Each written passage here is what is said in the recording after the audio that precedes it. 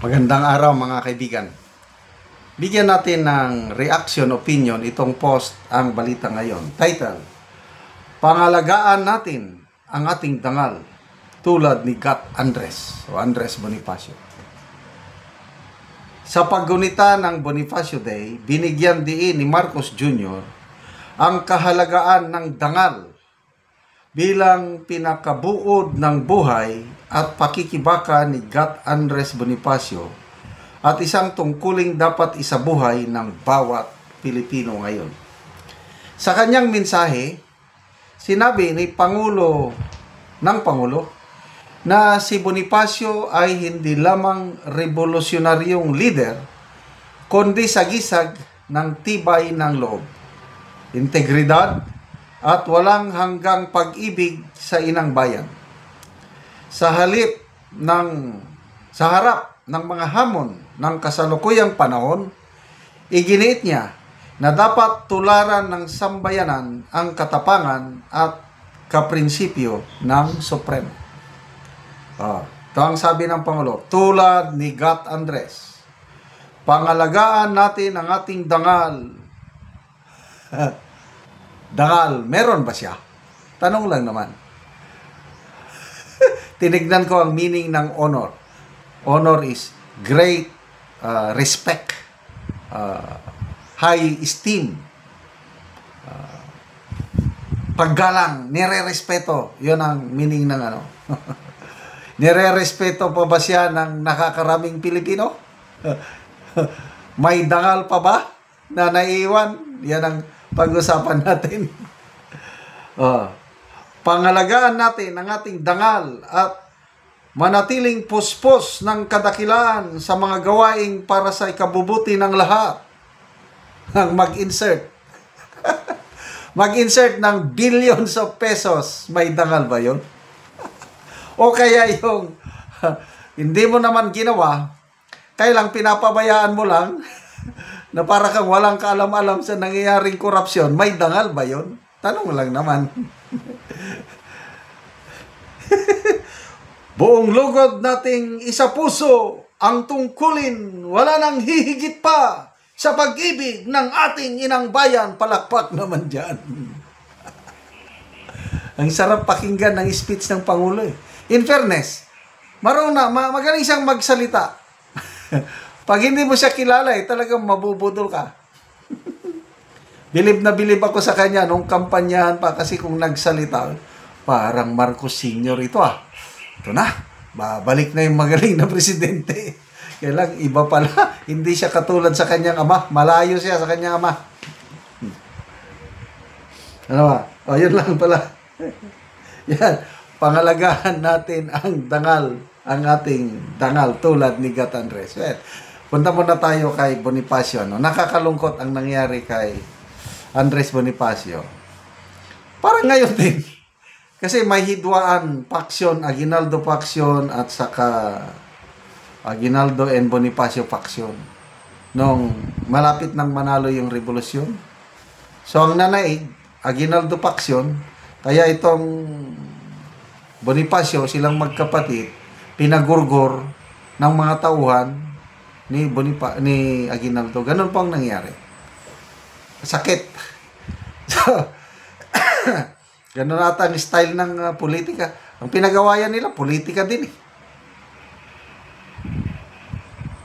So ito na, mga ngayon. Ang presidente, pinakidnap. Ang dating presidente, pinakulong sa ano.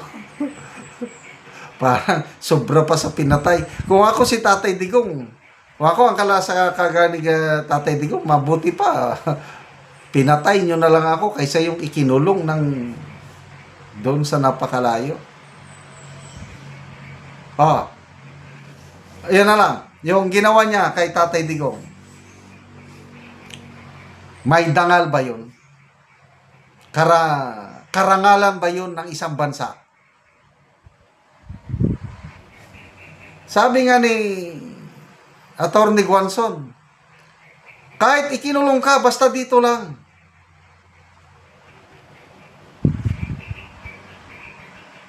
Kung may kasalanan man si Tatay Digong sa kanyang war on pulburon, Sige, litisin ninyo. Buhay na buhay ang justice system ng Pilipinas. Bakit hindi dito siya litisin? Bakit kailangan mo pang dalhin sa isang banyagang korte? May dangal ba yun? Oh, nire-respeto ba siya ng nakakarami ngayon? Yun ang tanong. Kasi ang honor is respect. Great esteem. May nagrally. May nagrally pro BBM rally ngayon. Ilan sila? Sinabayan nila yung trillion peso march ng mga kakamping. Ilan? Yung pro BBM rally, 30 to 50 persons lang. Yan ang kanyang dangal. I-compare mo sa 650,000 members ng Iglesia ni Cristo na galit sa nangyayaring korupsyon sa kanyang administrasyon. May dangal ba yun? Ang dangal, kung minsan may tinatawag tayong word of honor. Palabra de honor. Dangal sa salita. Noong una, palagi niyang sinasabi, wala nang jurisdiction ang ICC sa atin. We will not cooperate. Ang dami niyang instances sinasabi ng ganon. Pagdating ng panahon, anong ginawa niya sa ating Tatay Digong? Group effort, pinakidnap, tinala. Oh, re-respetuhin niyo pa ba yun? So, ang galing talaga niyang magsalita. As in,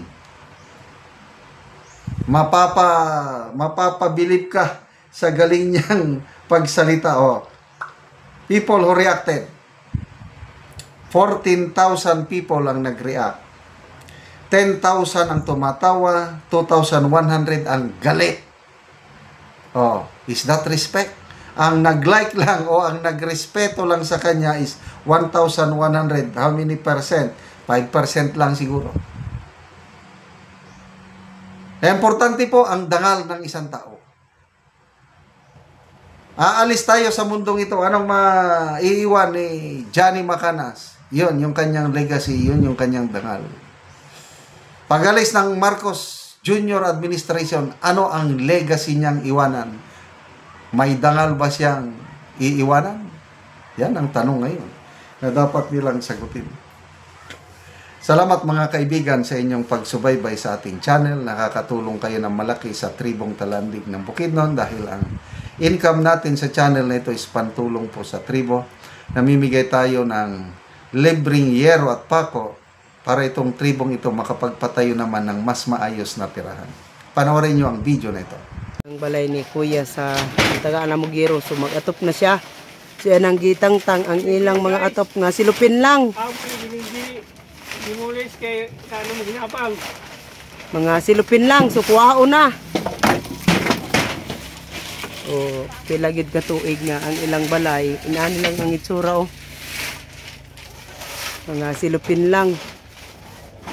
Ano ni ang ilang kahintang o makita gid nato nga lisod gid kayo ang ilang pagtuo. O nagatulog na gani ang mga tubig kay naputok lagi sa silupin.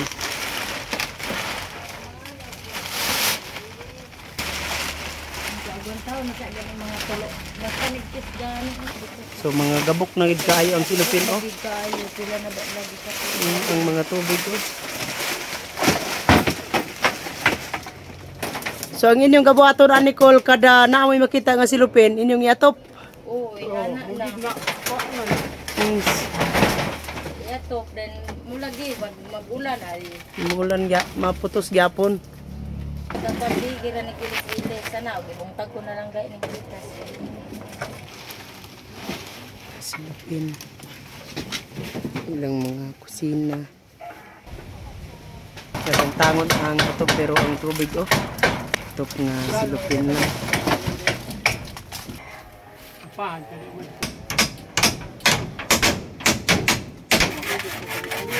Karon naman sa pagtanggal maga-atop nagpod si Angkol. Ay nakuha naman tong iyang atop na mga silupin lang.